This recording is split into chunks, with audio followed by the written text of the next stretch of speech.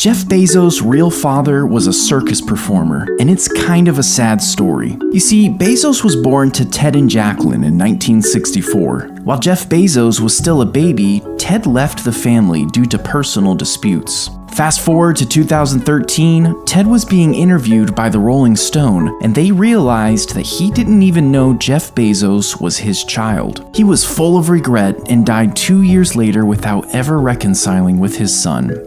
Have you ever wondered why we haven't gone back to the moon? I mean, NASA landed 12 people on the moon in the span of 3 years. So why haven't we been back in over half a century? Well, the reason is actually kind of depressing. You see, when the mission was first announced, the country was enthusiastic. And even though the program would cost billions of dollars, it was justifiable because of the novelty of the mission. But once the first trip was completed, the nation's excitement sort of diminished, and this made funding more difficult to come by, which is why we haven't landed on the moon since. Did you know the Easter Island heads actually have full-length bodies? These sculptures were buried thousands of years ago due to shifting sediment, and this created the illusion that they stopped at the neck. But in 2010, a team of archaeologists dug these statues up, revealing that they had full bodies with intricate designs carved into them. In 2009, Mark Saylor and his family were killed in a terrible accident. We're in trouble. There's no brake. Their gas pedal was stuck, and they couldn't slow the vehicle down. We're approaching intersection. Hold on. Pray. Oh, shoot. Oh. What actually went wrong that day? A few years ago, Malcolm Gladwell investigated this story and came up with an answer. He says your brakes will always overpower your engine. This means that even if your car is mysteriously accelerating, all you have to do is step on the brake to slow the vehicle down. So if he's right, what does that mean for Mark Saylor's incident? The only logical explanation would be that Mark Saylor never put his foot on the brake. The link for the full video is in the comments. Do you remember the creepy king from the Burger King commercials? Well, what if I were to tell you that this character was once a real person? You see, back in the 1970s, Burger King had its own magic show, and the main character was the king. Decades later, an executive came across a helium tank cover from this old magic show. She loved how it looked and eventually brought it to life.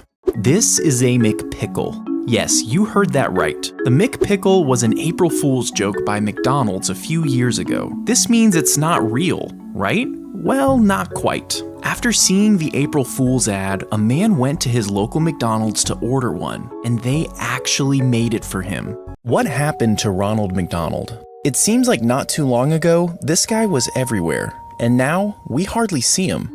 This is the first interpretation of Ronald McDonald, and it was directly inspired by Bozo the Clown. At the time, clowns were very popular, which is why McDonald's chose one as the face of the company.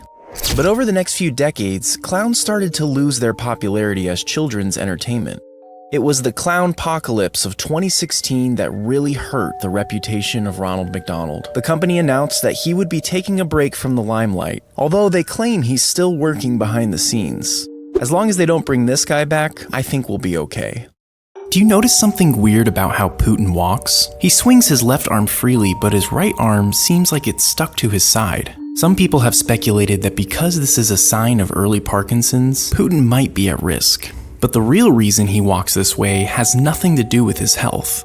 Putin was a KGB officer for 16 years, and in the KGB manual, it spells out the specific way officers should walk so they can always be prepared to handle their weapons. This style of walking perfectly describes the way Putin walks today. Other long-term KGB officers also seem to walk the same way. There is a forest in North Carolina that is home to the Yogi Bear graveyard. Yes, this Yogi Bear. Look at the bears. Sheesh. Some say there's no explanation for these statues being here, but there's always an explanation. In the 1960s, the cartoon got so popular that the creators started a Yogi Bear restaurant to try and capitalize off the character's fame. The restaurants didn't do well at all, and most of them ended up closing. And this left the owners with a whole lot of statues of Yogi the Bear and other characters from the show. And instead of sending them all to a dump, the company seemed to just dispose of them in a forest. And this area very quickly became known as the Yogi Bear graveyard. On a side note, if you ever want to try the Yogi Bear restaurant, there's one left in operation. This is Buc-ee's. It's the largest gas station in the world. It was started back in the 80s by a guy named Beaver.